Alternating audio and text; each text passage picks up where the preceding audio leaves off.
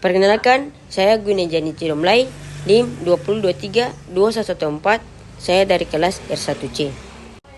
Poster yang saya ambil mengenai menjerat suap di sektor privat.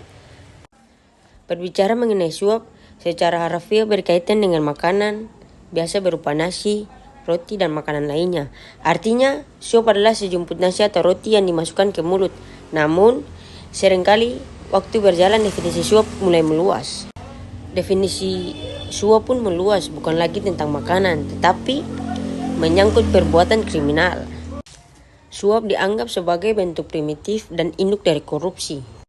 Hal ini dikarenakan sering dianggap wajar dan berlangsung terus-menerus dalam kepala setiap masyarakat Indonesia, seolah-olah suap adalah wajar.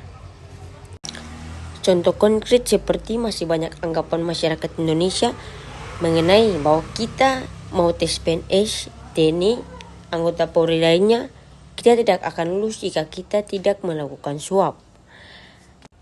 Karena itu kemudian suap dikenal sebagai sogokan, pelicin, dan masih banyak istilah lainnya. Suap bisa dilakukan secara langsung atau tidak langsung melalui perantara. Suap juga tidak dikehendaki oleh Tuhan, karena dalam kitab suci orang Kristen ada larangan tentang suap. Ulangan 16 ayat 19 yang berbunyi demikian. Janganlah memutarbalikkan keadilan, janganlah memandang bulu, dan janganlah menerima suap, sebab suap membuat buta mata orang-orang bijaksana dan memutarbalikkan perkataan orang-orang yang benar. Maksud dari ayat ini ialah Tuhan menghendaki agar kita tidak harus menyatakan kebenaran dan tidak boleh memutarbalikkan fakta yang sebelumnya adalah benar, tetapi setelah disuap maka akan berubah menjadi tidak benar. Karena itu, kita selaku umat Kristen, kita harus menjauhkan diri dari suap dan harus menyatakan kebenaran, karena keadilan, kebenaran, dan kebebasan adalah pangkal dari kebahagiaan.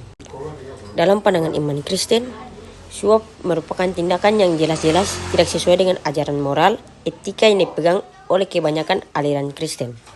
Iman Kristen menganjurkan pengikutnya untuk hidup sesuai dengan prinsip-prinsip kasih, kejujuran, keadilan, dan beberapa lainnya. Beberapa aspek pandangan iman Kristen meliputi suap. Yang pertama, kejujuran. Kedua, keadilan. Ketiga, kasih dan perhatian kepada sesama. Dan keempat, pengampunan. Yang pertama, kejujuran. Salah satu nilai utama dalam ajaran Kristen adalah kejujuran. Dalam kitab suci, Kristen mengajarkan bahwa kejujuran adalah penting dan melarang untuk berbohong. Yang kedua, keadilan. Keadilan adalah prinsip lain yang penting dalam iman Kristen. Suap seringkali berhubungan dengan ketidakadilan. Dan Kristen diajarkan untuk memperjuangkan keadilan dan merawat orang-orang yang tertindas dan teraniaya. Suap yang merugikan orang lain atau memanfaatkan orang lain untuk keuntungan pribadi dianggap bertentangan dengan prinsip keadilan. Yang ketiga, kasih dan perhatian kepada sesama.